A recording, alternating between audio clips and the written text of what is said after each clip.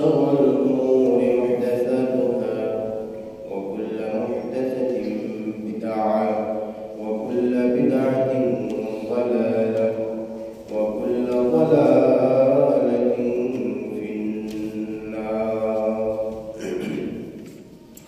أرسله بالحق بشيرا ونذيرا وداعيا إلى الله بإذنه وسراجا وقمرا منيرا.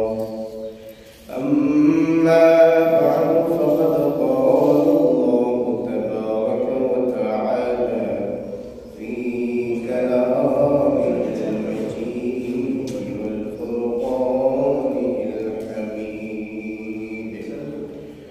أعوذ بالله من الشيطان الرجيم. بسم الله الرحمن الرحيم. يا أيها الذين آمنوا اتقوا الله حق تقاته ولا تموتن إلا وأنتم مسلمون.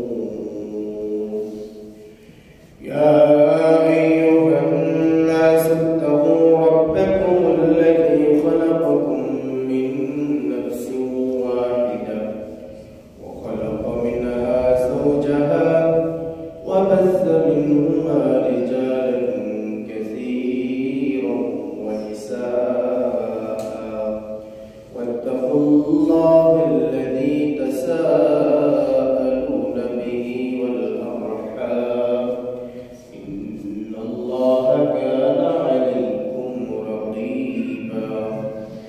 يا أيها الذين آمنوا اتقوا الله وقولوا قولا سديدا يصلح لكم أعمالكم ويغفر لكم ذنوبكم ومن يطع الله ورسوله فقد فاز فوزا عظيما. وقال سبحانه وتعالى في موضع آخر: أعوذ بالله من الشيطان الرجيم. بسم الله الرحمن الرحيم. حميم والكتاب المبين إنا أنزلناه في ليلة مباركة إنا كنا منذرين. وقال تعالى: ولا تقربوا الزنا إنه كان فاحشة وساء سبيلا. وقال النبي صلى الله عليه وسلم: الله ربنا ينزل ربنا وتبارك وتعالى حين يبقى ثلث الليل الآخر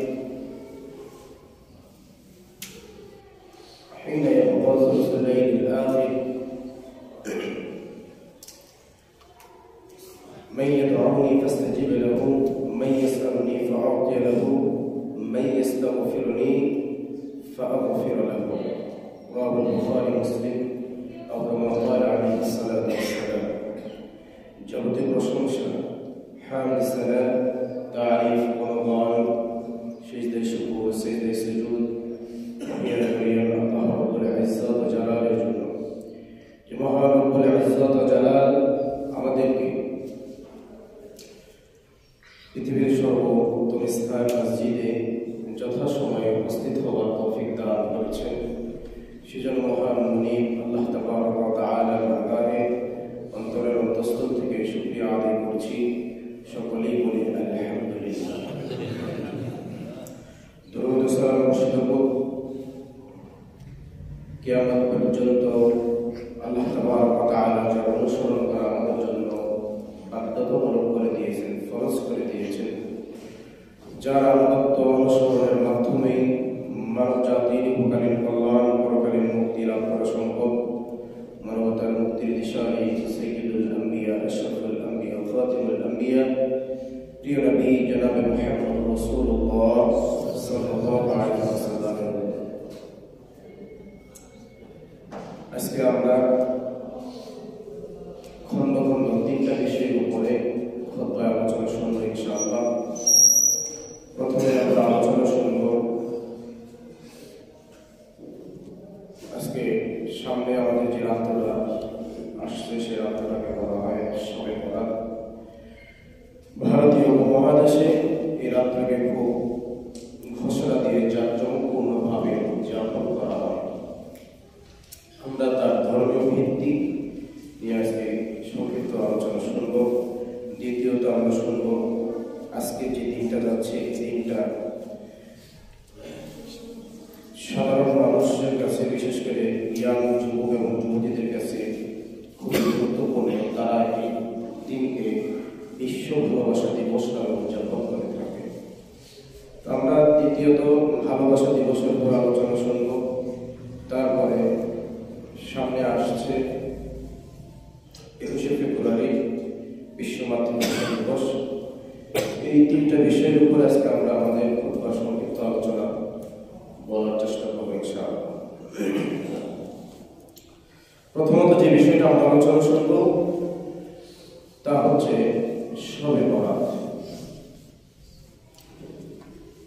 ইসলামে যত দিবস আছে, যত ইবাদত আছে, এই সবগুলোর নামকরণ হয় কোরআনে আছে নয় হাদিসে আছে। ইসলামের যত ধরনের ইবাদতের কথা আমরা জানি, যত ধরনের দিবসের কথা আমরা জানি, এগুলোর নামটা হয় কোরআনে আছে, কোরআনে না থাকলে হাদিসে আছে। কোরআন এবং হাদিসে নাই এমন কোনো আমল ইসলামে নাই। তো আমরা প্রথমত শবে বরাতের যে নামকরণ এটা নিয়ে জানবো যে আসলে এই নামটা কোরআন এবং হাদিসে আছে কি। শবে বরাত এখানে দুইটা শব্দ, একটা সব একটা হচ্ছে বরাত। সব শব্দ এটা হচ্ছে ফার্সি, এটা হচ্ছে ফার্সি, আর বরাত এটা হচ্ছে আরবি, এটা হচ্ছে আরবি। তো সব ফার্সিতে সব বলা হয় রাত্রিকে, সব বলা হয় কি রাত্রিকে। আর বরাত আরবিতে এর অর্থ হচ্ছে ভাগ্য, এর অর্থ কি ভাগ্য। তো এই যে নামকরণ করা হয়েছে, প্রথম অংশ ফার্সি, দ্বিতীয় অংশ আরবি।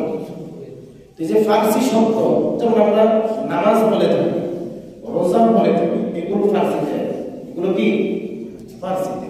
তো ফার্সির আরবি যে শব্দ, নামাজের আরবি যে শব্দ সেটা হচ্ছে সালাত। রোজার যে আরবি শব্দ সেটা হচ্ছে সিয়াম, সেটা কি সিয়াম। ঠিক তাহলে শবে বরাত এই শব্দটা আরবিতে থাকা জরুরি, তাই না? যেহেতু ফার্সিতে আছে আরবিতেও থাকবে। কিন্তু আপনি আশ্চর্য হবেন, এই শবে বরাত নামে আরবিতে কোনো শব্দ নাই। সব এই শব্দটা আরবিতে এই নামে ইবাদত বা এই নামে কোনো দিবস বা এই নামে কোনো রাত্রি আরবিতে নাই। আরবিতে আমরা যেটা পাই, কোরআনে পাই এবং হাদিসে পাই, সেটা হচ্ছে লাইলাতুল কদর। সেটা কি পাই? লাইলাতুল কদর। যেটা কোরআনের একাধিক সূরার একাধিক আয়াতে এই লাইলাতুল কদর বা লাইলাতুল মুবারাকা এটা আমরা পেয়ে থাকি, যেটা আমরা সাধারণত রমজান মাসের শেষ দশকে বেজুর রাত্রিগুলোকে বলে থাকি লাইলাতুল কদর।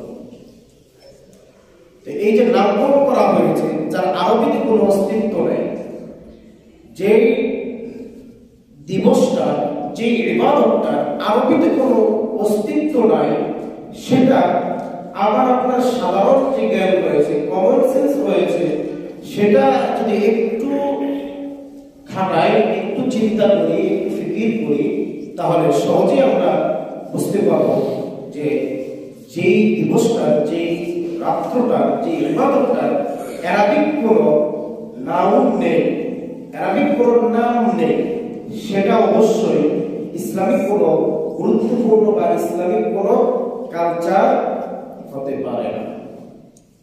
যার নামকরণ সম্পর্কে আমরা জানলাম যে এটা আরবিতে নাই, যাকে আমাদের দেশে শবে বরাত বলা হয়, বাংলা যার অর্থ ভাগ্য রজনী। আমরা ভাগ্য রজনী সম্পর্কে জানি। আল্লাহ সুবহানাহু ওয়া তাআলা বলেন ভাগ্যের আরবি আরেকটা প্রতিশব্দ হচ্ছে কদর, যেটা আমরা ইমানের মুফাসসাল করি, সেখানে আমরা 6টা বিষয়ের প্রতি ইমানের সাক্ষ্য দান করি। সেখানে 6 নম্বর বিষয়টা হচ্ছে ওয়াল কদরি খাইরিহি ওয়া শাররিহি মিনাল্লাহি তাআলা, যে আমি সাক্ষ্য প্রদান করছি, আমি ঈমান আনয়ন করছি তাকদীরে মানে ভাগ্যের ভালো এবং মন্দের প্রতি। 1 নম্বর আমানু বিল্লাহ, আল্লাহর প্রতি ঈমান, ওয়া মালাইকাতিহি ফেরেশতাদের প্রতি ঈমান, ওয়া কুতুবিহি কিতাবের প্রতি ঈমান, ওয়া রাসূলিহি নবী রাসূলদের প্রতি ঈমান, ওয়াল ইয়াউমিল আখির আখিরাতের প্রতি ঈমান। 6 নম্বর ওয়াল কদরি খাইরিহি ওয়া শাররিহি মিনাল্লাহি তাআলা, ভাগ্যের ভালো এবং মন্দের প্রতি ঈমান। তাহলে আমরা ভাগ্যের যে আরেকটা প্রতিশব্দ পেলাম সেটা হচ্ছে কদর। সেটা কি কদর? সেটা কি কদর?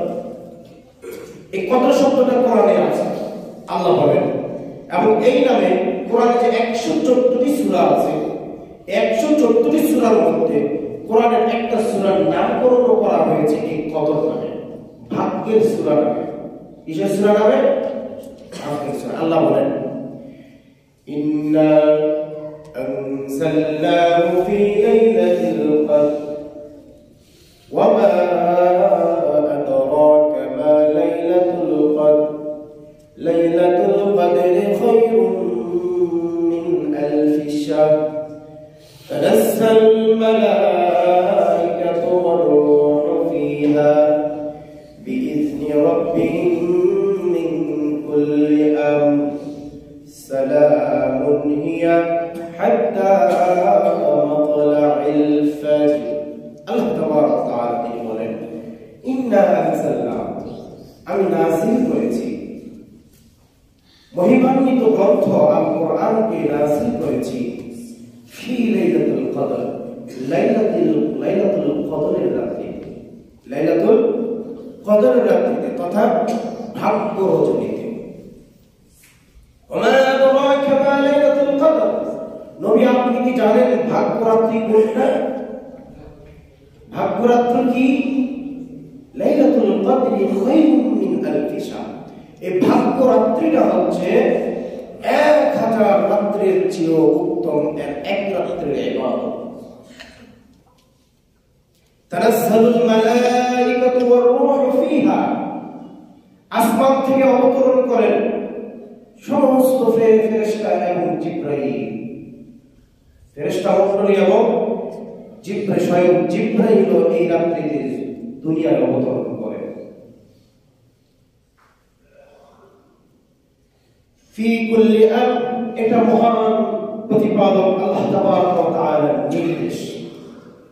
সালামুন হিয়া হাত্তা মাতলা'ইল ফাজর, এবং এই ভাগ্য রজনীর শান্তি প্রশান্তিটা বজায় থাকে ফজরের ওয়াক্ত পর্যন্ত, ফজরের ওয়াক্ত পর্যন্ত। এই যে ভাগ্যের নামে আল্লাহ তাবারাক ওয়া তাআলা সূরা নাযিল করলেন, ওইখানে বলা হচ্ছে শবে বরাত মানে ভাগ্য রজনী। আর আল্লাহ ভাগ্য রজনী বলেন, তিনি বললেন আমি নাযিল করেছি ভাগ্য রজনীতে। কি নাযিল করেছেন? তিনি সূরা দুখানের 3 নম্বর আয়াত আবার বলেন, 3 নম্বর আয়াত আবার বলেন ইন্না আনজালনাহু ফি লাইলাতিন মুবারাকাহ ইন্না কুন্না মুনজিরিন, নিশ্চয়ই আমরা অবতীর্ণ করেছি, নাযিল করেছি সত্য এবং মিথ্যার পার্থক্যকারী হিসাবে, সত্য এবং মিথ্যার পার্থক্যকারী হিসাবে আমরা নাযিল করেছি এক মহিমান্বিত কিতাব। আমরা জানি কোরআনের আরেকটা নাম হচ্ছে, কোরআনের একাধিক নাম রয়েছে যেখানে আমরা কোরআন জানি। কোরআনের জায়গায় আপনি যদি ফুরকান বলেন তাও চলবে। কি ফুরকান, এটা কোরআনের আরেকটা নাম। আপনি যদি ফুরকানের জায়গায় আবার বলেন কোরআনুল মাজিদ, আল্লাহ কোথাও বলেছেন, আল্লাহ কোরআনুল হাকিম কোথাও বলেছেন। এমনিভাবে কোরআনের একাধিক নাম রয়েছে। তো একাধিক নামের মধ্যে একটা নাম হচ্ছে ফুরকান। এই ফুরকান শব্দের অর্থ হচ্ছে সত্য এবং মিথ্যার পার্থক্য করা। আমরা জানি বিখ্যাত সাহাবী ওমর ইবনুল খাত্তাব রাদিয়াল্লাহু তাআলা আনহু, ইসলামের দ্বিতীয় খলিফা ওমর রাদিয়াল্লাহু তাআলা আনহু, তার নামের শেষে মুহাম্মদুর রাসূলুল্লাহ সাল্লাল্লাহু আলাইহি ওয়াসাল্লাম একটা উপাধি দিয়েছেন। উপাধিটা হচ্ছে ফারুক। উপাধিটা কি? ফারুক। এজন্য আমরা বলি ওমরে ফারুক রাদিয়াল্লাহু আনহু। এর অর্থ হচ্ছে সত্য এবং মিথ্যার পার্থক্যকারী সাহাবী হচ্ছেন ওমর রাদিয়াল্লাহু তাআলা। তাহলে যে ফারুক বা ফুরকান এর অর্থ হচ্ছে, শাব্দিক অর্থ হচ্ছে সত্য এবং মিথ্যার পার্থক্য করা। আর আল্লাহ ওইখানেও বলেছেন যে আমি মহিমান্বিত কিতাবকে নাযিল করেছি এক মহিমান্বিত রজনীতে, এবং সেটা মানুষকে কি করবে? ইন্না কুন্না মুনজিরিন, মানুষকে সতর্ক করবে, মানুষকে হুঁশিয়ার বাণী শোনাবে, মানুষ যারা পাপাচারে লিপ্ত আছে তাদেরকে সাবধান করবে। এবং এটার নাম হচ্ছে ফুরকান, সত্য এবং মিথ্যার পার্থক্য করা। তা আমরা মহিমান্বিত রাত সম্পর্কে জানলাম, এখানে জানলাম ভাগ্যরাত্রি। দ্বিতীয় আয়াতে জানলাম মহিমান্বিত রাত্রি। ইন্না আনজালনাহু ফি লাইলাতিন মুবারাকা, মুবারাকপূর্ণ বরকতপূর্ণ রাত। বরকতপূর্ণ রাত এটা কি মুহররম মাসে, না সফর মাসে, না রবিউল আউয়াল মাসে, না এখন যে চলছে শাবান মাস, শাবান মাসে, না রমজান মাসে, না জিলহজ মাসে? এই মহিমান্বিত রাত্রি বা ভাগ্য রজনী বা বরকতপূর্ণ রাত্রি কোন মাসে সেটাও আমরা কোরআন থেকেই জানবো।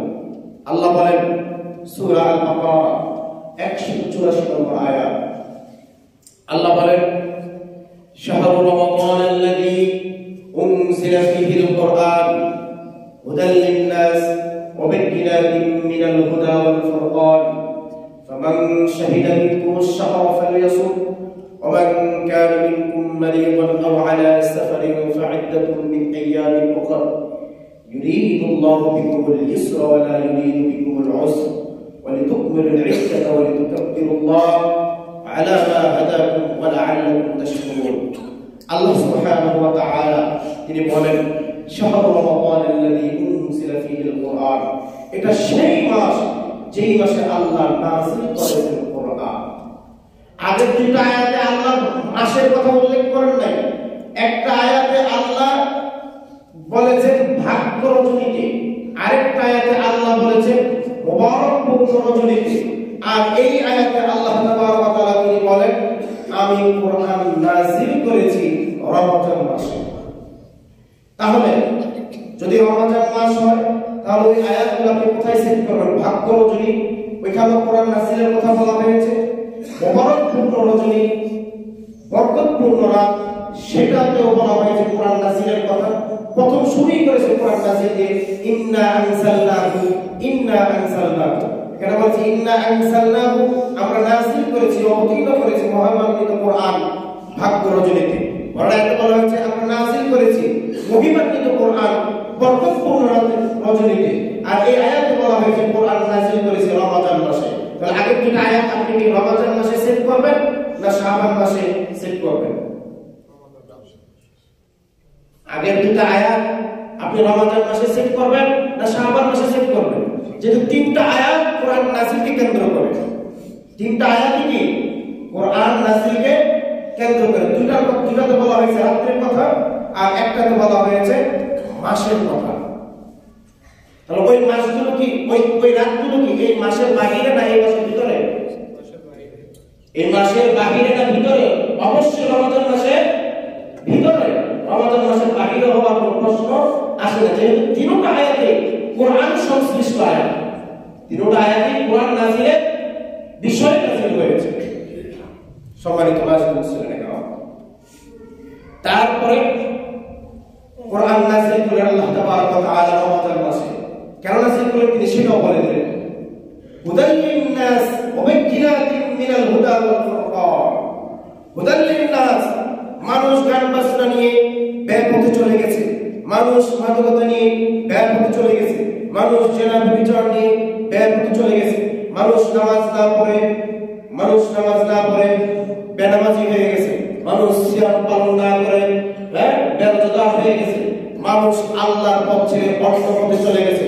এই মানুষগুলোকে বিপদ থেকে, বিপদে থেকে, এই মানুষগুলোকে কুপথ থেকে সঠিক পথে আনার জন্য, হুদাল লিন-নাস, মানুষগুলোকে সঠিক পথে পরিচালিত হওয়ার জন্য আল্লাহ কোরআন নাযিল করেছেন। তার মানে পথহারা মানুষকে পথের দিশা দেওয়ার জন্য আল্লাহ কোরআন নাযিল করেন। অন্য জায়গায় আল্লাহ বলেন, ওয়ানুনাজ্জিলু মিনাল কুরআন, সূরা বনী ইসরাঈল 186 নম্বর আয়াত, আল্লাহ বলেন, ওয়ানুনাজ্জিলু মিনাল কুরআন মা হুয়া শিফাউন ওয়া রাহমাতুল লিল মুমিনিন ওয়া লা ইয়াজিদুজ জালিমিনা ইল্লা খাসারা। ওয়ানুনাজ্জিলু মিনাল কুরআন, আমরা কোরআন নাযিল করেছি, মা হুয়া শিফাউন ওয়া রাহমাতুল লিল মুমিনিন, মুমিনদের জন্য শিফা হিসাবে, ঔষধ হিসাবে। তাহলে কোরআন আল্লাহ কিসের জন্য নাযিল করলেন? মুমিনদের জন্য শিফা হিসাবে, ঔষধ হিসাবে, আরোগ্য হিসাবে কোরআন নাযিল করেছেন। মুমিনরা কোরআনের সাথে যত লেগে থাকবে, শারীরিক এবং মানসিক সুস্থতা আল্লাহ দিবেন। আল্লাহ বলেন, মানুষের যেমন শারীরিক অসুস্থতা হয়, ঠিক তেমনি ভাবে মানুষের মানসিক অসুস্থতা আল্লাহ বলেন, ফি কুলুবিহিম মারাদুন ফাযাদাহুমুল্লাহু মারাদা। যাদের অন্তর রোগাক্রান্ত হয়ে গেছে, যাদের কাল, যাদের অন্তর রোগাক্রান্ত হয়ে গেছে, মারাদুন ফাযাদাহুমুল্লাহু মারাদা, আল্লাহ সুবহানাহু ওয়া তাআলা কোরআন থেকে তারা যত দূরে যাবে, আল্লাহ তাদের রোগকে, তাদের ব্যাধিকে আরো বৃদ্ধি করে দিবেন। এজন্য মনে রোগ থাকলে নামাজ পড়তে ভালো লাগে না, মনে রোগ থাকলে রোজা রাখতে ভালো লাগে না, মনে রোগ থাকলে দান করতে মনে চায় না, মনে রোগ থাকলে যাকাত দিতে মনে চায় না, মনে রোগ থাকলে ইসলাম মানতে মন চায় না, মনে রোগ থাকলে হালাল হারামের কোনো তোয়াক্কা করে না। কেননা তার পুরো কলটা, তার পুরো হৃদয়টা, তার পুরো আত্মাটাই, তার পুরো মনটাই রোগাক্রান্ত ছেয়ে গেছে, রোগে ছেয়ে গেছে, পুরো কলটা তার রোগে পরিপূর্ণ। আপনার শারীরিক জ্বর হলে না পায়, প্যারাসিটামল খেয়ে নেন, গ্যাস্ট্রিক হলে ফ্রাজল গ্রুপের ওষুধ আপনি খেয়ে নেন, ব্যথা হলে আপনি ব্যথার ওষুধ খেয়ে নেন, বিভিন্ন রোগের বিভিন্ন ওষুধকে আপনি বাহ্যিক রোগের আপনি নিরাময় করে থাকেন ওষুধ খাওয়ার মাধ্যমে। কিন্তু আপনার অন্তরটাও যে রোগাক্রান্ত হয়ে যাওয়ার কারণে ইসলাম আপনি মানতে পারছেন না, এক ট্রিটমেন্ট জরুরি না? কোনটা ট্রিটমেন্ট আগে জরুরি? কোনটা ট্রিটমেন্ট আগে আপনার জরুরি? মন ঠিক না থাকলে আপনি কিছুই করতে পারবেন না। আপনার হাত কাজ করবেন আপনার মতো করে, পা কাজ করবেন আপনার মতো করে, চোখ কান কোনটাই আপনার মতো করে কাজ করবে না যদি আপনার মন ভালো না থাকে। আপনার যখন দুশ্চিন্তা হয়, টেনশন হয়, খেতে ভালো লাগে, ঘুমাতে ভালো লাগে, হাঁটাচলা করতে ভালো লাগে, লাগে না, কারণ আপনার ওই অন্তরটা তখন রোগাক্রান্ত, অসুস্থ। ওই অন্তরটাকে আপনার সুস্থ করে কে? স্ত্রী, ছেলে, সন্তান, আত্মীয় স্বজন, বন্ধু বান্ধব আপনাকে ভালোবাসা দিয়ে ওই অন্তরটা ঠিক করে, সুস্থ করে। তারপর আপনার কাছে খাবার ভালো লাগে, ঘোরাঘুরি ভালো লাগে, পোশাক পরিচ্ছদ ভালো লাগে, সব জিনিস ভালো লাগে। আর যতক্ষণ অন্তরটা অসুস্থ থাকে কিছুই ভালো লাগে। আর আল্লাহ তাবারক ওয়া তাআলা সেই কথাই বলেন, যাদের অন্তর অসুস্থ তারা যদি কোরআন থেকে দূরে থাকে, আল্লাহ তাদের অসুস্থতাকে আরো বৃদ্ধি করে দেয়, আল্লাহ তাদের অসুস্থতাকে আরো বৃদ্ধি করে। তারা কোরআন নাযিল করেছে হুদাল লিন-নাস, কথা মানুষদেরকে সঠিক পথের দিশা দেওয়ার জন্য। ওয়াবাইয়িনাতিন মিনাল হুদা ওয়াল ফুরকান, কোরআন নাযিলের 2 নম্বর উদ্দেশ্য, কোরআন নাযিলের 2 নম্বর উদ্দেশ্য ওয়াবাইয়িনাতিন মিনাল হুদা ওয়াল ফুরকান। এই কোরআন মানুষের মধ্য থেকে হালাল এবং হারাম, ন্যায় এবং অন্যায়, সত্য এবং মিথ্যা, হক এবং বাতিলের পার্থক্য আলাদা করে দিবে। খিলাফত হচ্ছে হক, গণতন্ত্র হচ্ছে বাতিল। খিলাফত হচ্ছে হক, গণতন্ত্র হচ্ছে বাতিল, এটা কোরআনের মাধ্যমে স্পষ্ট হয়েছে। মূর্তি পূজা হচ্ছে বাতিল, সালাত হচ্ছে হক, এটা কোরআনের মাধ্যমে স্পষ্ট হয়েছে। সুদ হচ্ছে বাতিল, ব্যবসা হচ্ছে হালাল, এটা কোরআনের মাধ্যমে স্পষ্ট হয়েছে। ন্যায় ইনসাফ হচ্ছে হক, স্পষ্ট হয়েছে। কোরআনের মাধ্যমে মানুষের ভূলুণ্ঠিত অধিকারকে, মানবতার যে অধিকার রয়েছে, মানবের যে মৌলিক অধিকার রয়েছে, সে অধিকার রক্ষা করার কোরআনে রয়েছে। এটা হচ্ছে হক। আর যারা মানুষের অধিকারকে নষ্ট করে, ভূলুণ্ঠিত করে, এটা হচ্ছে বাতিল। এটা কোরআনের মাধ্যমে স্পষ্ট হয়েছে। এই জন্য আল্লাহ বলেন অবিজ্ঞাতিন মিনাল হুদা ওয়াল ফুরকান, কোনটা হক আর কোনটা বাতিল এটা কোরআন স্পষ্ট করে দিয়েছে। তারপর আল্লাহ বলেন যেহেতু রমজান মাসের সবচেয়ে গুরুত্বপূর্ণ আমল হচ্ছে সিয়াম, পরবর্তী আল্লাহ সিয়ামের কথা বলেন আমান শাহিদা মিনকুমুশ শাহরা ফালইয়াসুম, তোমাদের মধ্যে যারা এই মাস পাবে তারা যেন দিনের বেলা সুবহ সাদিক থেকে সূর্য অস্ত পর্যন্ত পুরো এক মাস সিয়াম পালন করে, আল্লাহ বলে দিলেন পরবর্তী ওমান কানা মিনকুম মারিদান আও আলা সাফারিন ফাইদ্দাতুম মিন আইয়ামিন উখরা, যারা অসুস্থ থাকে এবং যারা সফরে থাকে, তারা ওই অসুস্থতার কারণে বা সফরের ক্লান্তির কারণে তারা ওই দিনগুলোতে সিয়াম ছেড়ে দিতে পারে। তবে তারা পরবর্তী রমজান মাসের পরবর্তী সময়তে দ্রুততার সাথে এই সিয়ামগুলো তারা কাজা আদায় করে নেবে। সিয়ামের আরেকটা গুরুত্বপূর্ণ মাসালা, যেটা যারা অসুস্থ, এখানে মুফাসসিরিনে কেরাম, সমস্ত মুফাসসির ফুকাহায়ে কেরাম তারা এই কথা বলেছেন, যারা এমন ধরনের অসুস্থ, যাদের সুস্থ হওয়ার বা এমন বয়সে পৌঁছে গেছে যাদের শারীরিক অবস্থা সিয়াম পালনের পক্ষে নয়, শুধুমাত্র তারা ছাড়তে পাবে। সাধারণ জ্বর, সাধারণ মাথা ব্যথা, সাধারণ যে ওষুধগুলো আমাদের অহরহ হয়ে থাকে, এই সমস্ত অসুস্থতার কারণে সিয়াম ছাড়ার সুযোগ নেই। গর্ভবতী মহিলা তারা তাদের পেটের সন্তানের কথা চিন্তা করে সিয়াম ছেড়ে দিতে পারে, কিন্তু তারা ফিদিয়া দিলে তাদের কাফারা হবে না। তাদের পক্ষে সমস্ত উলামায়ে কেরাম ফতোয়া দিয়েছে তারা রমজান পরবর্তী সময়তে তারা এই সিয়ামের কাজা আদায় করবে। মাসিক যাদের হয় তারাও সিয়াম ছেড়ে দিবে, রমজান পরবর্তী সময়ে তারা সিয়ামের কাজা আদায় করে নেবে। এই মাসআলা। তারপর আল্লাহ বলেন এই মাসের ব্যাপারে আল্লাহ প্রথম বলেন কোরআন নাযিল করেছি, তারপর বলেন কোরআন নাযিল করেছি মানুষের হেদায়েতের জন্য, তারপর বলেন কোরআন নাযিল করেছি সত্য এবং মিথ্যার, হক এবং বাতিলের পার্থক্যকারী হিসাবে। তারপর আল্লাহ বলেন এই মাস পুরো এক মাস তোমরা সিয়াম পালন করবে। তারপর বলেন অসুস্থ ব্যক্তি এবং সফরে থাকা ব্যক্তি তারা সিয়াম ছেড়ে দিতে পারে, পরবর্তী সময়ে তারা কাজা আদায় করে নেবে।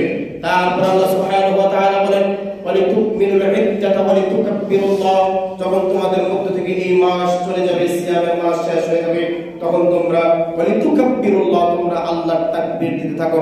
এজন্য আমরা রমজান মাসের শেষে তাকবীর দিতে থাকি, আল্লাহু আকবার, আল্লাহু আকবার, লা ইলাহা ইল্লাল্লাহ, আল্লাহু আকবার, আল্লাহু আকবার, ওয়ালিল্লাহিল হামদ। এই তাকবীরের কথা আল্লাহ কোরআনে বলেছেন, ওয়ালিতুকাব্বিরুল্লাহ, তোমরা তাকবীর ধরে দিতে থাকো আল্লাহর জন্য। তাহলে কোরআন থেকে আমরা একটা পূর্ণ একটা চমকপূর্ণ মাস অতিবাহিত হওয়ার কথা আল্লাহ আনন্দ করতে বলেছেন। আর সেই আনন্দটা হবে তাকবীরের মাধ্যমে, ডিজে গানের মাধ্যমে না, বাজি ফুটানোর মাধ্যমে না। আমার আপনার সন্তানরা আনন্দ উদযাপন করে বাজি ফুটে, ডিজে গান বাজিয়ে আপনি আপনার সন্তানকে কন্ট্রোল করতে পারছেন না। আপনি বিশ্বাস করেন, এখন বসে থেকে মসজিদে বসে আছেন, আপনি বিশ্বাস করেন পিতা হিসেবে আপনি ব্যর্থ। আজকে বয়সটা 14, 15, 18, 20, আজকে আপনার কথা শুনে না মানে বাকি জীবন আপনার কোনো কথা সে শুনবে না, লিখে নেন আজকে আপনি কোনো কথা আপনার সে শুনবে না। আজকে যদি আপনি আপনার সন্তানকে কথা শোনাতে পারেন, বাকি জীবন সে শুনবে। আর আজকে শুনে না মানে সে কোনোদিন আপনার কথা শুনবে না, আপনার কথা সবসময় অগ্রাহ্য করবে। যদি সন্তানকে এখন থেকে ইসলামিক কালচার শিক্ষা দেয়, বিজাতীয় বিধর্মীদের, পশ্চিমাদের কৃষ্টি কালচার থেকে সন্তানদেরকে সতর্ক এবং সাবধান করবে। তাহলে আমরা শবে বরাতের রাত মানে কোরআন নাযিলের রাত সম্পর্কে জানলাম, কোরআন নাযিলের মাস সম্পর্কে জানলাম। এই কোরআন দিয়ে আমরা স্পষ্ট হয়েছি কোরআনের আয়াত দিয়ে আমরা স্পষ্ট হয়েছি কোরআন আল্লাহ তাবারক ওয়া তাআলা রমজান মাসে লাইলাতুল কদরের রাত্রিতে কোরআন নাযিল করেছেন। কোরআন কোন মাসে নাযিল হয়েছে? আল্লাহ বলেন শাহরু রমাদান আল্লাযী উনজিলা ফীহিল কোরআন, রমজান মাসে কোরআন নাযিল করেছে। কোরআন কোন রাত্রিতে কোন নাযিল হয়েছে? আল্লাহ বলেন ইন্না আনজালনাহু ফী লাইলাতিল কদর, লাইলাতুল কদর রাত্রিতে আমি কোরআন নাযিল করেছি। ওই রাতটা কেমন? আল্লাহ বলেন ইন্না আনজালনাহু ফী লাইলাতিন মুবারাকা, ওই রাতটা হচ্ছে বরকতপূর্ণ মুবারকপূর্ণ একটা রাত। তাহলে কোরআনের আয়াত দিয়ে আমরা স্পষ্ট হলাম যে কোরআন নাযিল হয়েছে লাইলাতুল কদর, আর লাইলাতুল কদর হচ্ছে রমজান মাসে। তাহলে যারা বলে সূরা দুখানের 3 নম্বর আয়াতের তাফসীরে, সূরা দুখানের 3 নম্বর আয়াতের তাফসীর দিয়ে যারা বলে শাবান মাসের 15তম রজনীতে, যেটাকে পাক ভারত মহাদেশের মানুষ চিনে শবে বরাত করে, এই রাত্রিতে কোরআন নাযিল হয়েছে, তাদের পক্ষে কি কোনো দলিল আছে? আপনি বিশ্বাস করুন, আল্লাহর মসজিদে বসে আছে, আমার প্রত্যেকটা জবানের হিসাব, প্রত্যেকটা কথার হিসাব আল্লাহর কাছে দিতে হবে। আল্লাহ বলেন ওয়া আম্মা মান খাফা মাকাম রাব্বিক, যে আমি আল্লাহর সাথে তোমাকে দাঁড়িয়ে তোমার প্রত্যেকটা কথার প্রত্যেকটা কাজের হিসাব দিতে হবে। আমি এটা বিশ্বাস করি, আমাকে আমার রবের সামনে দাঁড়িয়ে হিসাব দিতে হবে। যতটুকু অধ্যয়ন করেছি, যতটুকু পড়াশোনা করেছি, 5-7টা তাফসীর যতটুকু গত এক সপ্তাহে ঘেটে দেখেছি, কোন একটা বিশুদ্ধতম তাফসীরও এই কথা উল্লেখ বলা হয়নি যে কোরআন নাযিলের রাত্রিকে শবে বরাত বলা হয়, বা শবে বরাত রমজান মাসের রাত্রি ছাড়া অন্য কোন মাসের রাত্রিতে কোরআন নাযিল হয়েছে। উল্লেখর একটা সহি তাফসীরও, একটা বিশুদ্ধতম তাফসীরও এই কথা বলা হয়নি। তবে কিছু জাল তাফসীরে বলা হয়েছে, এর মধ্যে অন্যতম হচ্ছে তাফসীরে জালালাইন। আলিয়া মাদ্রাসা ফাজিল এবং কামিলে পড়ানো হয়। আলিয়া মাদ্রাসা ফাজিল ক্লাস এবং কামিল ক্লাস ডিগ্রি এবং মাস্টার্সে পড়ানো হয় এই তাফসীরে জালালাইন। তাফসীরে জালালাইনের তাফসীরকারগণ তাদের উদ্ধৃতি দিয়ে এই কথা বলা হয়েছে যে এটা হচ্ছে শবে বরাতের রাত্রি, শাবান মাসের 15তম রাতে, নিসফু শাবান তথা শাবানের অর্ধেক, শাবানের অর্ধেক রাত্রিতে আল্লাহ তাবারক ওয়া তাআলা এই আয়াত নাযিল করেছেন, এই কোরআন নাযিল করেছেন। কিন্তু এই তাফসীরে জালালাইন, তারপর আছে তাফসীরে বাইজাবি, তাফসীরে রুহুল মাআনি, বাংলাদেশে খুব প্রসিদ্ধ একটা তাফসীর, তাফসীরে মাআরিফুল কোরআন। এগুলোতে বলা হয়েছে এই কোরআন নাযিল করা হয়েছে শবে বরাতের রাত্রিতে, অথচ এর পিছনে তারা কোনো দলিল উপস্থাপন করতে পারেনি। একটা মিথ্যার পিছনে দলিল কি করে উপস্থাপন করতে পারবে? জায়গা আরএস আপনার পূর্বপুরুষদের নামে, জায়গার সিএস আপনার পূর্বপুরুষদের নামে, জায়গার বিএস আপনার পূর্বপুরুষ আপনার নামে, তাহলে আরেকজন ভুয়া দলিল করে সে ওই দলিলের সপক্ষে কোন আরএস সিএস বিএস দাঁড় করাতে পারবে? পারবে না। ঠিক শবে বরাতের পক্ষে কোরআন, এই কোরআন নাযিলের পক্ষে আল্লাহ বলে দিলেন কোরআনের আয়াত দিয়ে এটা নাযিল হয়েছে কদরের রাত্রিতে। এই কোরআন নাযিলের পক্ষে আল্লাহ কোরআনে বলে দিলেন এই রাত্রিটা হচ্ছে রমজান মাসে। তাহলে আপনি শবে বরাত বলে এর পিছনে কোনো দলিল দাঁড় করতে পারবেন না, যেহেতু এর সপক্ষে আল্লাহ কথা বলেছেন, এর সপক্ষে নবী কথা বলেছেন, এর বিপরীতে কি আপনি কোনো দলিল দাঁড় করতে পারবেন? পারবেন, এটা সম্ভব নয়। সম্মানিত মাসিদ মুসলিম, এই দেশে শবে বরাত খুব হঠাৎ করে জাঁকজমকপূর্ণভাবে পালন করা হয়ে থাকে। আপনি দেখবেন শবে বরাতের রাত্রিতে আমরা ছোটবেলায় দেখেছি, আমরা করেছি, ছোটবেলায় দেখেছি মসজিদগুলোকে লাইটিং করা হয়, বিয়েবাড়ি যেভাবে লাইট দিয়ে সাজানো হয়, হানাফি মসজিদগুলো ওইভাবে লাইট দিয়ে সাজানো হয়। মানুষজন মাগরিবের পর থেকে মসজিদে আসে, মাগরিব নামাজ পড়ছে কিনা জানি না, মাগরিবের পর থেকে নফল সালাত শুরু করে, এশার নামাজ পড়ে, এশার নামাজের পর থেকে সারা রাত নফল নামাজ পড়ে, ওয়াজ হয়ে থাকে, কোরআন খতম হয়ে থাকে, মিলাদ কিয়াম হয়ে থাকে, বিভিন্ন ধরনের বিষয় হয়ে থাকে, হালুয়া রুটি খাওয়া হয়ে থাকে। এরপরে ফজরের ওয়াক্তের আগে বাড়িতে চলে যায়, গিয়ে ঘুম দেয়, ফজর নামাজ আর পড়ে না।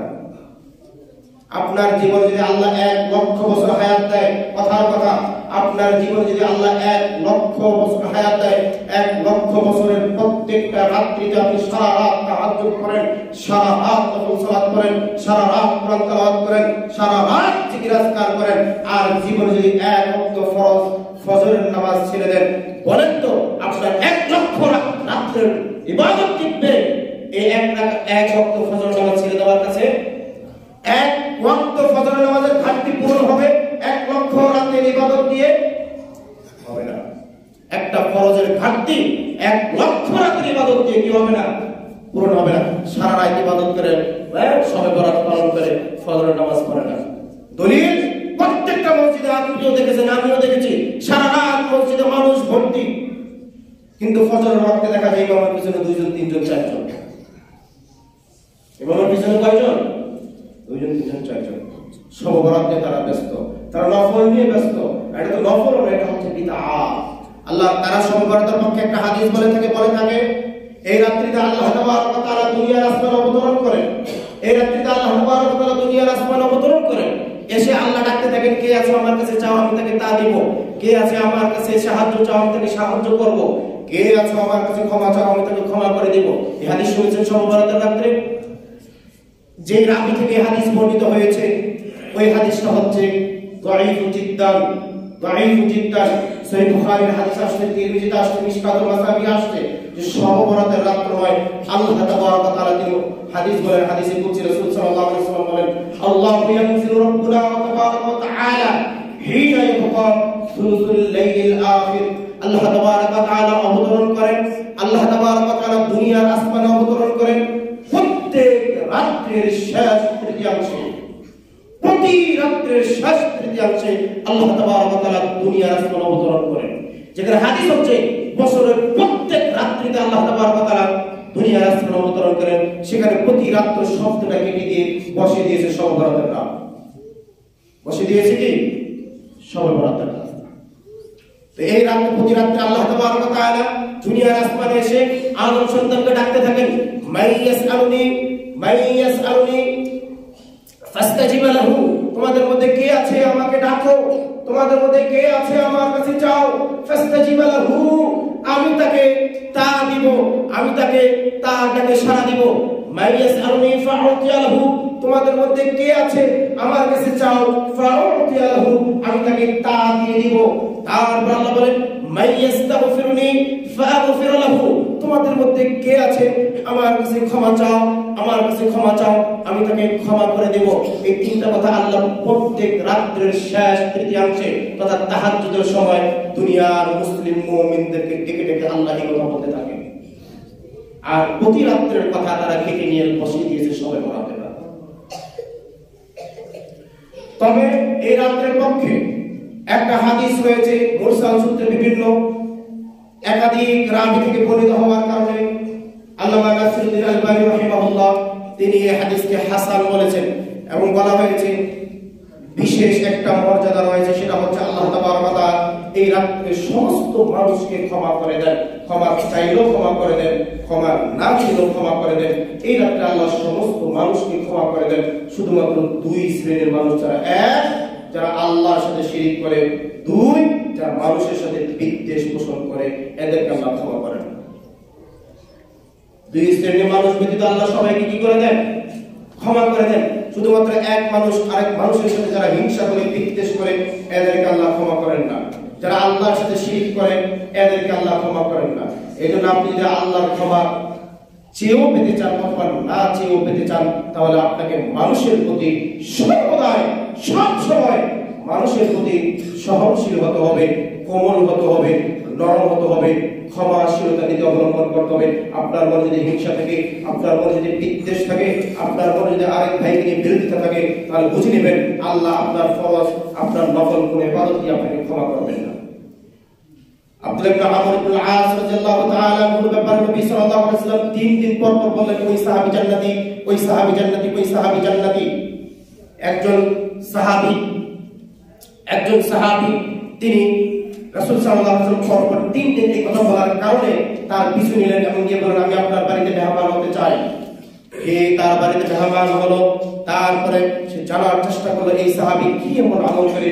নবী সাল্লাল্লাহু আলাইহি ওয়াসাল্লাম পর পর 3 দিন জান্নাতি সাহাবী বললেন, জান্নাতি বললেন। তার কাছ থেকে তেমন কোনো আমল না পেয়ে তিনি একটু হতাশ হয়ে গেলেন। তারপর তাকে জিজ্ঞাসা করলেন যে জিজ্ঞাসা করলেন যে আপনি কি এমন আমল করেন প্রতি রাত্রিতে যে নবী সাল্লাল্লাহু আলাইহি ওয়াসাল্লাম আপনাকে 3 বার জান্নাতি বললেন? তখন আব্দুল্লাহ ইবনে আমর ইবনে আস রাদিয়াল্লাহু তাআলা আনহু তিনি বলেন যে আমি তেমন কোনো আমল করি না, তবে আমি প্রতি রাত্রিতে ঘুমানোর আগে আমি কারো প্রতি বিদ্বেষ রাখি না, সবাইকে ক্ষমা করে দিয়ে ঘুমিয়ে যায়, সবাইকে ক্ষমা করে দিয়ে ঘুমিয়ে যায়। তাহলে এই যে এই ব্যক্তির এই আমলটা মানুষকে ক্ষমা করে দেওয়া, বিদ্বেষ পোষণ না করা, এটার কারণে নবী সাল্লাল্লাহু আলাইহি ওয়াসাল্লাম তাকে পরপর 3 দিন জান্নাতি বলেছেন। আর আমি আপনি 50 বছর আগের ঘটনার বিচার করি, আমি আপনি 30 বছর আগের ঘটনার বিচার করি, ক্ষমা আমরা শিখি নাই। বিদ্বেষ যে যত পোষণ করতে পারে সেই তত বড় নেতা, বিদ্বেষ যে বেশি পোষণ করতে পারে সেই তত বড় খেতা। এই হচ্ছে আমাদের নীতি, আমাদের চরিত্র। পরিহার কোন মুসলিম হিসাবে আপনি কোন মুসলিমের প্রতি বিদ্বেষ পোষণ করতে পারেন না। আপনি মুসলিম মুমিন হিসাবে, ভালো মানুষ হিসাবে আপনার মধ্যে এই বৈশিষ্ট্য থাকতে হবে যে আপনি মানুষকে ক্ষমা করে দিবেন। তাই আমরা আজকে শবে বরাত বিষয়ে জানলাম। শবে বরাতকে কেন্দ্র করে দিনে সিয়াম পালন করা, সারা রাত মসজিদে ইবাদত করা, এটা আহলুস সুন্নাহ ওয়াল জামাআহ ইজমাউল ফাতাওয়া, সেটা হচ্ছে বিদআত। সেটা হচ্ছে কি? বিদআত। আল্লাহ বিদআত, আল্লাহ নবী সাল্লাল্লাহু আলাইহি ওয়াসাল্লাম বিদআতের ব্যাপারে বলেন ওয়া কুল্লু বিদআতিন দালালা ওয়া কুল্লু দালালাতিন ফিন্নার। প্রত্যেক বিদআতই হচ্ছে ভ্রষ্টতা এবং প্রত্যেক বিদআতের পরিণাম হচ্ছে জাহান্নাম। এজন্য এই শবে বরাতের রাত্রিকে কেন্দ্র করে কোনো আমল নেই। এই শবে বরাতের রাত্রিকে, দিনকে কেন্দ্র করে, পুরো শাবান মাসের 15 তারিখকে কেন্দ্র করে কোনো সিয়াম নেই, এক্সট্রা কোনো ইবাদত নেই। তবে শাবান মাসে নবী সাল্লাল্লাহু আলাইহি ওয়াসাল্লাম বেশি বেশি সিয়াম পালন করতেন। 1 থেকে শুরু করে 26-27 পর্যন্ত আপনি সিয়াম পালন করতে পারবেন। আর যদি না পারেন, আপনি মাসে 13, 14, 15 3টা আইয়ামে 20 পালন করতে পারেন। তাও যদি পারেন, আপনি সপ্তাহের সোমবার এবং বৃহস্পতিবার সিয়াম পালন করতে পারেন। আরো যদি বেশি পারেন, আপনি একদিন সিয়াম পালন করতে পারেন, একদিন সিয়াম ছেড়ে দিতে পারেন। কিন্তু শবে বরাতকে কেন্দ্র করে কোনো সিয়াম যদি আপনি পালন করেন, সেটা হবে বিদআত। শবে বরাতের রাত ছাড়া সব রাত্রিতে আপনি তাহাজ্জুদ সালাত পড়তে পারবেন। সব রাত্রিতে যেভাবে আপনি তাহাজ্জুদ পড়তে পারবেন, ওই রাত্রিতে আপনি পড়তে পারবেন। ওই তাহাজ্জুদ পড়লে আল্লাহ তাবারক ওয়া তাআলা বলেন তারা মাকামে মাহমুদে চলে যাবে, মাকামে মাহমুদে পৌঁছে যাবে যারা নিয়মিত তাহাজ্জুদ পড়ে। আপনি মাকামে মাহমুদের একজন অংশীদার হবেন যদি আপনি নিয়মিত তাহাজ্জুদ পড়েন। নিয়মিত তাহাজ্জুদ যারা পড়েন তারাও এই রাত্রিতে তাহাজ্জুদ পড়তে পারবেন, একই নিয়মে, একই পদ্ধতিতে। কিন্তু শবে বরাতের রাতকে কেন্দ্র করে যদি আপনি শুধু ওই রাত্রি শুধু ইবাদতের জন্য ব্যতিব্যস্ত হয়ে যান, তাহলে সেটা হবে বিদআত। আর ওই আগের হাদিসে বলা হয়েছে ওয়া কুল্লু বিদআতিন দালালা ওয়া কুল্লু দালালাতিন ফিন্নার। প্রত্যেক বিদআতই হচ্ছে ভ্রষ্টতা এবং প্রত্যেক বিদআতের পরিণাম হচ্ছে জাহান্নাম। যে বিদআত করে, বেশি পরহেজগারিতা দেখিয়ে আপনি জান্নাত কিনতে পারবেন না। জান্নাত কিনতে হলে আপনাকে কোরআন এবং সহিহ হাদিসের আলোকে আমল কিনতে হবে। আল্লাহ নবী সাল্লাল্লাহু আলাইহি ওয়াসাল্লাম বলেন আখলিস দীনাকা ইয়াকফিকাল আমালুল কলিল। তোমার আমলকে বিশুদ্ধ করো, কারণ নাজাতের জন্য বেশি আমলের প্রয়োজন হবে না, বিশুদ্ধ আমলের প্রয়োজন হবে। নাজাতের জন্য বেশি আমলের প্রয়োজন হবে না, বিশুদ্ধ আমলের প্রয়োজন হবে। এজন্য আমরা যতটুকু আমল করব, ওই আমলগুলো কোরআন এবং হাদিসের কষ্টি পাথর দিয়ে আমরা সেগুলো যাচাই বাছাই করে তারপরে করব। মানুষ করে আসছে, আমার দাদাই করেছে, দাদার বাপি করেছে, তার বাপি করেছে, তার বাপি করেছে, এই হিসাবে আমিও করছি, এরকম কোন ইবাদত করার সিস্টেম অন্যতম পক্ষে ইসলাম ধর্মে নাই। হিন্দু ধর্মে থাকতে পারে, বৌদ্ধ ধর্মে থাকতে পারে, খ্রিস্টানদের মধ্যে থাকতে পারে। পূর্বপুরুষদের রীতিনীতি অনুযায়ী আল্লাহ বলেন ইত্তাখাযু আহবারহুম ওয়া রুহবানহুম আরবাবাম মিন দুনিল্লাহ। ইহুদি এবং খ্রিস্টানরা তারা তাদের ধর্ম গুরুদেরকে আহবার এবং রুহবান বানিয়ে নিয়েছে।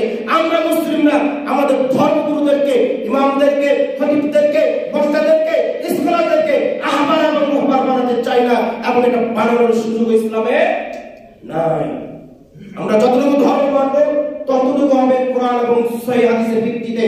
কোরআন এবং সহিহ হাদিসের বাইরে পূর্বপুরুষ কি করেছে তার ভিত্তিতে পুরো আমল করার সুযোগ আল্লাহ বলেন ওয়াইদা কিলা লাহুম লা তাত্তাবিউ ওয়াইদা কিলা লাহুম ইত্তাবিউ মা আনসালাল্লাহু ক্বালু বাল নাত্তাবিউ মা আলফাইনা আলাইহি আবাআনা আও লাউ কানা আবাউহুম লা ইয়াকিলুনা শাইআন ওয়া লা ইয়াহতাদুন। আল্লাহ তাবারক ওয়া তাআলা বলেন পূর্ব পূর্বপুরুষদের দোহাই দিয়ে কোনো আমল কোনো ইত্তেবা তোমরা করতে পারবে না।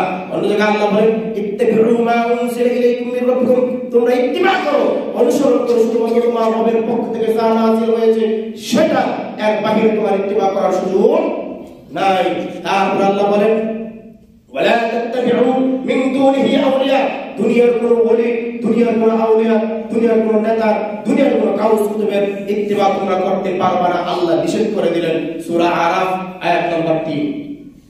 তারপর আল্লাহ বলেন কালিলাম মা তাযাক্কারুন, এই যে আমি উপদেশটা তোমাদেরকে দিলাম আমার ইত্তিবা করো, ওলি আউলিয়াদের ইত্তিবা করো না, এই উপদেশটা শুধুমাত্র কালিলাম মা তাযাক্কারুন অল্প সংখ্যক লোক গ্রহণ করবে। বেশিরভাগ লোকই ওই নীতি চলে যাবে, বাপ কি করেছে দাদা কি করেছে সেটাই মানবে, কোরআন হাদিস মানবে না। এজন্য আমি আপনাদেরকে অনুরোধ করে বলবো শবে বরাতের ভিত্তি কোরআন এবং সহিহ হাদিস দিয়ে নেই। যেটা আমাদের দেশে যে কালচারে শবে বরাত পালন করা হয় এগুলো কোরআন এবং সহিহ হাদিসে নাই, যেহেতু নেই সেহেতু আমি আপনি মানতেও পারি না। আল্লাহ তাবারক ওয়া তাআলা আমাদের বুঝার তৌফিক দান করুন, আমিন। আরেকটা বিষয় বলেছিলাম বলবো, সময় শেষ, তো সংক্ষেপে আকারে বলে নেই। আজকের তারিখটা হচ্ছে 14 ফেব্রুয়ারি। ইয়াং জেনারেশন তারা বলে থাকে ভ্যালেন্টাইন্স ডে, বিশ্ব ভালোবাসা দিবস। আপনি এটা নিয়ে গুগলে সার্চ করেন, গুগল কোন মুসলিম সংস্থা, গুগল কোন মুসলিম কোম্পানির বিধর্মীদের, তাই না, সেখানে আপনি সার্চ করেন, দেখেন এই ভ্যালেন্টাইন্স ডে সম্পর্কে কি লেখা আছে। স্পষ্ট দেশে লেখা আছে এটা হচ্ছে খ্রিস্টানদের একটা ধর্মীয় ইবাদত, খ্রিস্টানদের একটা ধর্মীয় ইবাদত। আল্লাহ নবী সাল্লাল্লাহু আলাইহি ওয়াসাল্লাম বলেন, আল্লাহ নবী সাল্লাল্লাহু আলাইহি ওয়াসাল্লাম বলেন মান তাশাব্বাহা বিহি বিকওমিন ফাহুয়া মিনহুম, যে জাতি অনুসরণ করবে তাকে তাদের অন্তর্ভুক্ত করে দেওয়া হবে। আপনি যদি খ্রিস্টানদের অনুসরণ করেন আপনাকে খ্রিস্টানদের অন্তর্ভুক্ত করে দেওয়া হবে। হিন্দুদের রীতিনীতি যদি আপনি অনুসরণ করেন আপনাকে হিন্দুদের অন্তর্ভুক্ত করে দেওয়া হবে। নবী সাল্লাল্লাহু আলাইহি ওয়াসাল্লাম বলেন নামাজ রোজা দাড়ি টুপি আপনাকে মুসলিম রাখতে পারবে না, সে খ্রিস্টান বানিয়ে দিবে। এজন্য কোন মুসলিম কোন বিজাতিদের কৃষ্টি কালচারের অনুসরণ করতে পারে না। বিস্তারিত বলা যাবে ভ্যালেন্টাইন্স নিয়ে, সম্পর্কে যেমন 5 ক্লাস কথা বললাম এটা নিয়েও পুরো 5 ক্লাস কথা বলা যাবে। তো সময় শেষের জন্য বলে দিলাম এটা হচ্ছে খ্রিস্টানদের একটা ধর্মীয় ইবাদত, খ্রিস্টানদের একটা ধর্মীয় ইবাদত। খ্রিস্টানদের একটা ইবাদত হচ্ছে বৃষ্টি না হলে কাদামাটি নিয়ে খেলা করা, তাহলে তারা তাদের ধর্মীয় বিশ্বাস হচ্ছে বৃষ্টি হবে। ঠিক তাদের এমনই একটা বিশ্বাস যাদের যৌবন কমে যায়, তারাও এই অসভ্যতামি নিয়ে নোংরামি নিয়ে যদি মেতে থাকে তাহলে তাদের শরীরে আবার এই যৌবন ফিরে আসবে। এই ধর্মীয় বিশ্বাস থেকে তারা বছরের একটা দিন এই নোংরামি করে থাকে। আল্লাহ কোরআনে বলেন ওয়ালা তাকরাবুজ জিনা ইন্নাহু কানা ফাহিশা ওয়া সাআ সাবিলা, ওয়ালা তাকরাবুজ জিনা, তোমরা জিনার কাছে যেও না। আমরা জেনার বিভিন্ন স্তর জানি, কান দিয়ে যদি কোনো বেগানা নারীর সাথে প্রেম প্রীতির আলোচনা করে এটা কানের জিনা। মুখ দিয়ে যদি কোনো নারীর সাথে প্রেম প্রীতির কথা বলে এটা মুখের জিনা। কোনো মানুষ যদি চোখ দিয়ে কোনো খারাপ কিছু দেখে এটা চোখের জিনা। হাত দিয়ে যদি কোনো খারাপ কিছু করে এটা হাতের জিনা। পা দিয়ে যদি কোনো খারাপ কোনো জায়গা যায় এটা পায়ের জিনা। জেনার যে স্তর রয়েছে এইগুলো সব হচ্ছে জিনা। আল্লাহ তাবারক ওয়া তাআলা বলেন একটা বেগানা নারীর সাথে মোবাইলে কথা বলে এটা জিনা, একটা বেগানা নারীর কথা কান দিয়ে শুনে এটা জিনা, একটা বেগানা নারীর দিকে প্রেম প্রীতির নজর নিয়ে তাকানো এটা জিনা, একটা বেগানা নারীর সাথে হাত দিয়ে খারাপ কাজ করা এটা হাতের জিনা, পায়ের জিনা।